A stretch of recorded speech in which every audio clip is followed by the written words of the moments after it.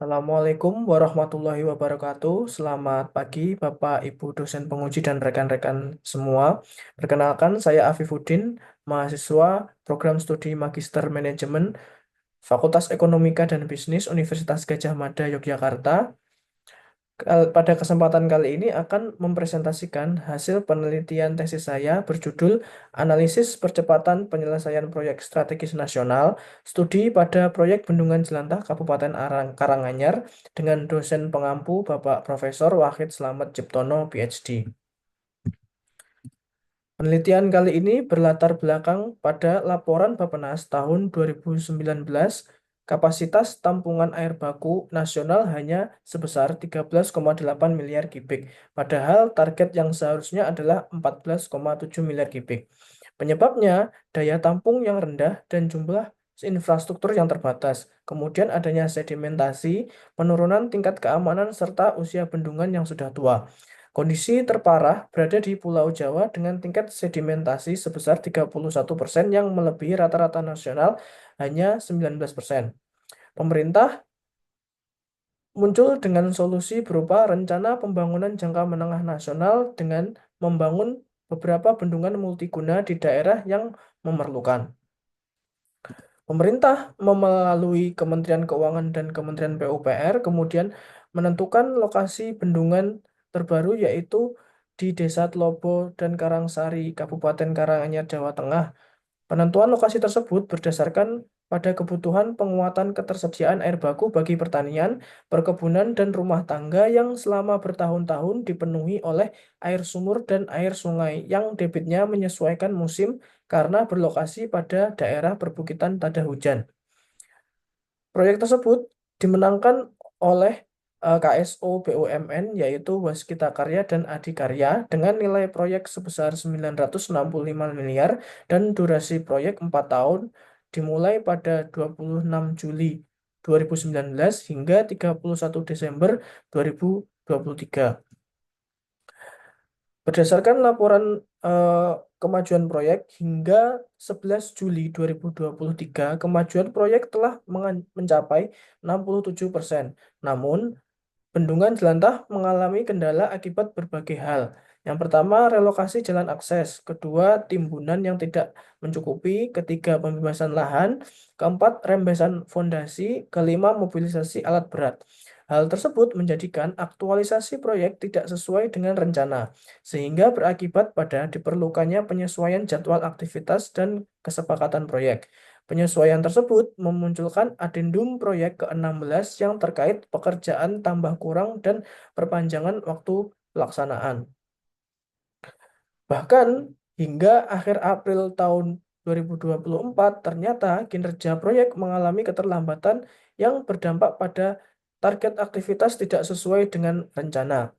Akhirnya, tim proyek dan bersama stakeholder lain mengambil keputusan bahwa proyek diperlukan penyesuaian melalui Adendum ke-17 pada 17 Mei 2024 yang menyatakan aktivitas proyek berlangsung hingga 21 Desember 2024. Sehingga berdasarkan hal tersebut, peneliti mengambil rumusan masalah berupa tim proyek bendungan jelantah menghadapi dilema kritis perubahan teknik pembangunan konstruksi fondasi bendungan dan waktu penyelesaian proyek yang tidak kunjung mencapai target. Banyaknya adendum proyek sebanyak 17 kali membuat kondisi terkini aktivitas proyek memerlukan penyesuaian. Tim proyek memerlukan pendekatan yang agresif guna mencapai kinerja optimal dengan waktu penyelesaian proyek yang paling rasional, sehingga manfaat yang dicapai dapat segera diperoleh serta menghindarkan adanya dampak buruk yang tidak terduga. Pertanyaan penelitian yang akan dijawab ada tiga. Yang pertama adalah apa aktivitas proyek yang akan dilakukan pasca perubahan teknik konstruksi fondasi. Yang kedua, apa strategi yang dapat dilakukan guna mencapai target waktu penyelesaian proyek pasca perubahan teknik konstruksi fondasi. Dan yang ketiga adalah apa konsekuensi yang diterima tim proyek setelah implementasi strategi pencapaian target waktu tersebut. Lingkup penelitian yang akan dilakukan adalah aktivitas pekerjaan proyek pembangunan bendungan jelantah yang berfokus pada tim proyek KSO pasca perubahan teknik konstruksi fondasi sebagai solusi dalam mencapai target penyelesaian proyek. Informasi yang digunakan berada pada rentang periode 1 Juni 2023 hingga 30 April 2024. Beberapa landasan teori yang digunakan dalam penelitian ini adalah definisi proyek, kemudian manajemen proyek, dilanjutkan dengan penentuan work breakdown structure, kemudian penentuan penjadwalan proyek. Selanjutnya adalah teori of constraint, manajemen sumber daya proyek, keterlambatan proyek, dan teknik kompresi jadwal. Beberapa penelitian terdahulu yang menjadi landasan penelitian ini adalah Ballesteros Perez et al. Hingga Fitch et al. Keenam penelitian tersebut bertema tentang proyek konstruksi dengan metode kompresi jadwal sebagai salah satu teknik dalam menyelesaikan proyek. Desain penelitian yang digunakan peneliti adalah kualitatif deskriptif dengan data penelitian yaitu data primer dan data sekunder. Pengumpulan data menggunakan metode observasi, wawancara, serta dokumen laporan dan arsip proyek. Dalam menentukan narasumber wawancara, peneliti menggunakan kriteria khusus. Yang pertama adalah tokoh yang berada di lingkungan pemangku kebijakan proyek, dan yang kedua adalah telah bergabung pada keanggotaan proyek pasca perubahan teknik pembangunan fondasi. Kemudian acuan protokol wawancara disusun berdasarkan penelitian Daud et al. Yang menyusun pertanyaan wawancara sebanyak 15 set. Hingga penentuan profil narasumber penelitian ini berjumlah 4 orang. Yang pertama adalah Site Engineering Manager, yang kedua adalah Project Manager, ketiga adalah Kepala SNVT PCSA Bengawan Solo, dan yang keempat adalah PPK Bendungan 1 bagian irigasi. Metode analisis data yang digunakan adalah yang pertama identifikasi aktivitas proyek, yang kedua adalah kompresi penjadwalan proyek sebagai strategi percepatannya, dan yang terakhir adalah analisis konsekuensi implementasi dari strategi kompresi jadwal tersebut. Kemudian sekilas profil kasus atau proyek yang menjadi objek penelitian.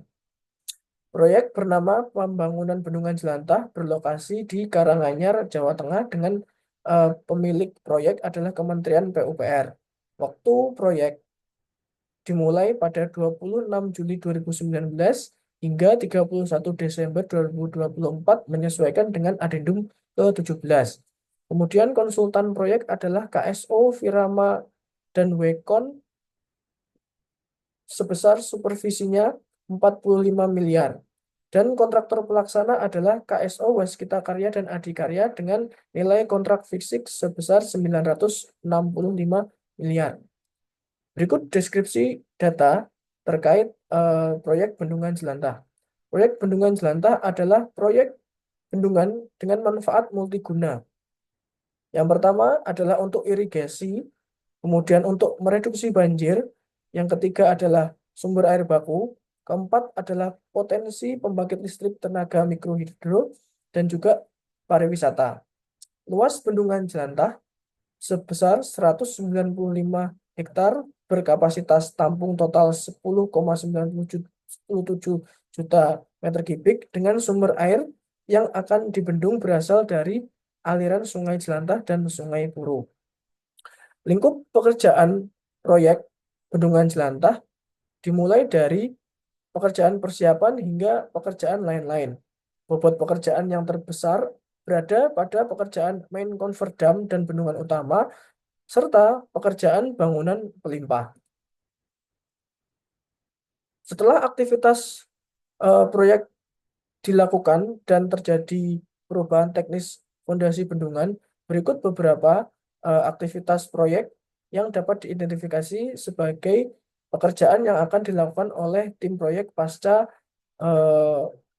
perubahan fondasi. Yang pertama adalah timbunan bendungan utama, yang kedua pekerjaan puncak bendungan, yang ketiga pekerjaan bangunan rumah intake, yang keempat pekerjaan plugging terowongan pengelak, yang kelima pekerjaan pembersihan area genangan, yang keenam pekerjaan jalan akses 2, yang ketujuh pekerjaan hidromekanikal elektrikal, Yang kedelapan adalah pemasangan instrumentasi. Berdasarkan daftar aktivitas tersebut, peneliti berusaha untuk menyusun penjadwalan menggunakan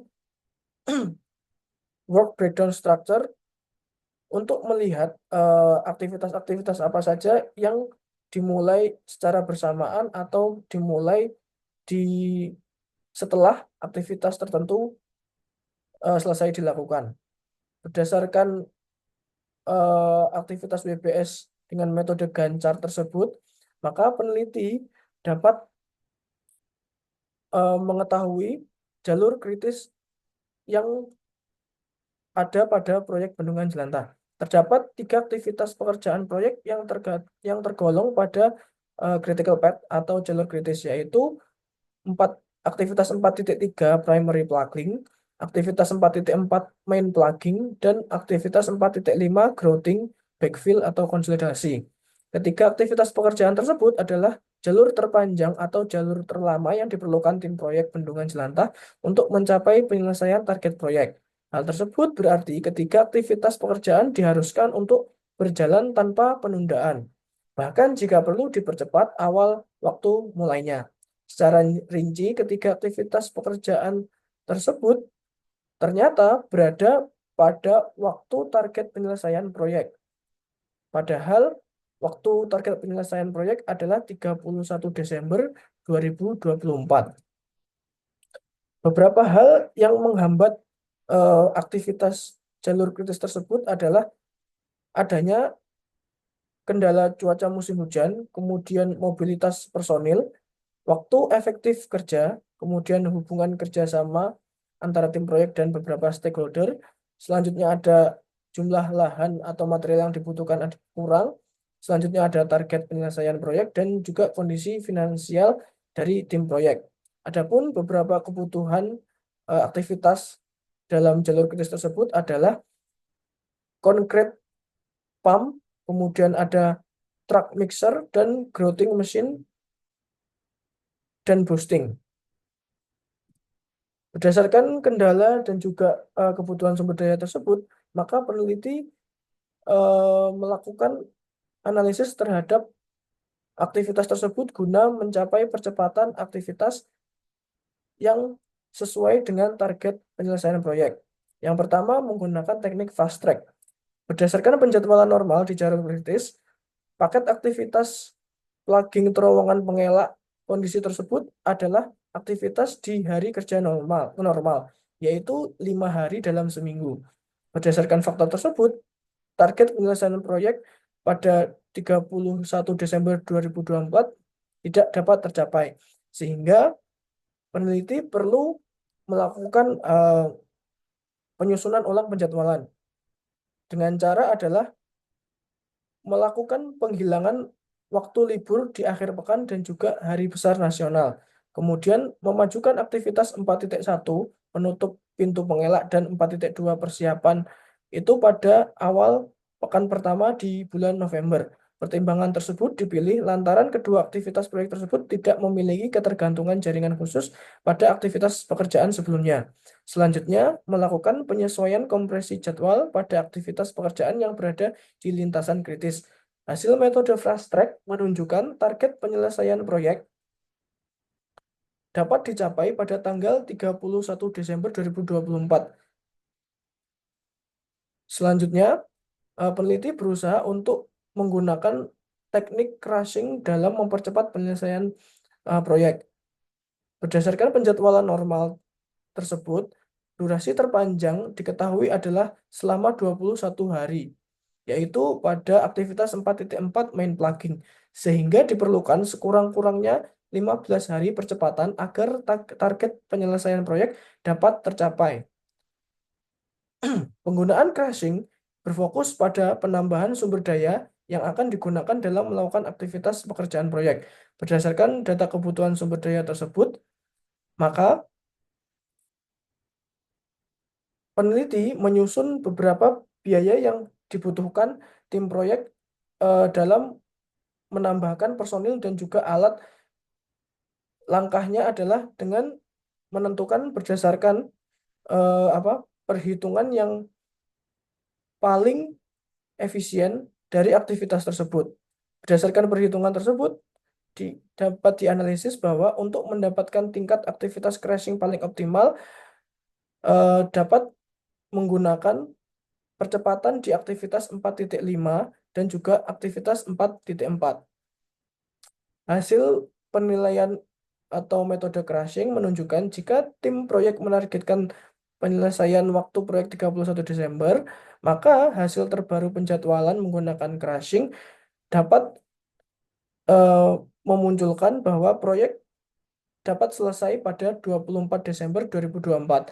Berdasarkan perhitungan tersebut, maka pekerjaan yang dipercepat adalah 4.4 main plugging sebanyak 6 hari, kemudian ada aktivitas 4.5 yaitu grouting dan backfill sebanyak 7 hari. Setelah dapat diketahui target penyelesaian proyek yang terbaru, maka perlu diketahui juga konsekuensi strategi dari percepatan proyek tersebut. Jika tim proyek menggunakan metode fast track, maka perlu mempertimbangkan adanya kualitas yang turun dari pekerjaan tersebut karena aktivitasnya harus dikerjakan secara paralel. Kemudian adanya potensi pengerjaan kembali atau rework. Kemudian diperlukannya tim proyek yang berpengalaman serta butuh informasi dan juga komunikasi yang intens untuk menghindari adanya kebingungan dari tim proyek yang bekerja secara paralel di lapangan. Sedangkan untuk konsekuensi crashing, maka tim proyek perlu mempertimbangkan beberapa hal. Yang pertama adalah perlu menambahkan anggaran untuk mendapatkan personil tambahan dan juga alat. Yang kedua, perlunya komunikasi yang intens karena penambahan jumlah personil di lapangan akan membuat lokasi penuh dan juga ramai. Kemudian adanya potensi kualitas, keamanan, dan juga lingkungan proyek yang berada di cuaca hujan itu membuat resiko keparahan atau fokus pekerjaan itu dapat terbelah. Berdasarkan analisis tersebut, maka penelitian ini dapat disimpulkan dalam 3 poin. Yang pertama, paket aktivitas pekerjaan proyek yang akan dilakukan adalah dimulai dari timbunan bendungan utama hingga diakhiri pemasangan instrumentasi. Yang kedua, rencana strategi dapat dilakukan untuk mencapai target itu menggunakan 2 teknik. Yang pertama, teknik fast track itu dapat membuat proyek selesai pada tanggal 31 Desember 2024 dan juga teknik crashing dapat membuat proyek selesai pada tanggal 24 Desember 2024. Poin simpulan ketiga adalah konsekuensi yang harus ditanggung tim proyek. Yang pertama, mempertaruhkan kualitas demi percepatan waktu. Yang kedua, memerlukan personil tambahan. Yang ketiga, memunculkan kebingungan personil di lapangan. Yang keempat, meningkatkan potensi pengerjaan kembali. Yang kelima, mempersiapkan biaya tambahan dan meningkatnya risiko kualitas serta keamanan lingkungan. Dan yang terakhir adalah merumitkan komunikasi atau koordinasi di lapangan. Penelitian ini memiliki beberapa keterbatasan. Yang pertama adalah keterbatasan lingkup penelitian yang hanya berkisar pada pemangku kepentingan terdekat. Yang kedua adalah rangkaian aktivitas pekerjaan proyek bendungan yang dianalisis menggunakan teknik kompresi hanya pada tahap akhir, sehingga penyusunan strategi terbatas dalam menghasilkan dampak penyelesaian proyek secara menyeluruh. Yang ketiga, biaya yang dipertimbangkan dalam penambahan sumber daya merupakan biaya tenaga kerja dan alat kerja. Perhitungan yang lebih akurat memerlukan unsur biaya material sebagai unsur yang dipertimbangkan. Bahkan jika memungkinkan unsur biaya imaterial seperti cuaca, lingkungan, dan psikologis personil juga perlu untuk dipertimbangkan. Kemudian saran untuk penelitian selanjutnya adalah melakukan penelitian pada lingkup yang lebih luas dan lokasi proyek konstruksi yang berbeda. Hal ini bertujuan untuk memberikan sudut pandang yang lebih komprehensif sehingga mendapatkan penalaran yang lebih mendalam terkait dilema proyek. Yang kedua, menambahkan opsi solusi strategis yang melibatkan aspek selain penjadwalan. Hal ini bermaksud untuk memberikan analisis yang lebih kompleks dengan tujuan memberikan solusi yang holistik terhadap masalah keterlambatan proyek. Yang ketiga adalah menambahkan dampak portofolio proyek perusahaan konstruksi sebagai unsur penelitian yang digunakan dalam menyusun analisis proyek berskala besar. Hal ini disebabkan perusahaan konstruksi umumnya memiliki aktivitas proyek yang lebih dari satu, sehingga kemungkinan potensi keterlibatan faktor subjektif pihak perusahaan dapat sangat mempengaruhi kondisi kinerja sebuah proyek. Sekian presentasi penelitian tesis dari saya. Ada kurang lebihnya saya mohon maaf dan sangat terbuka terhadap kritik dan saran. Sekian, wassalamualaikum warahmatullahi wabarakatuh.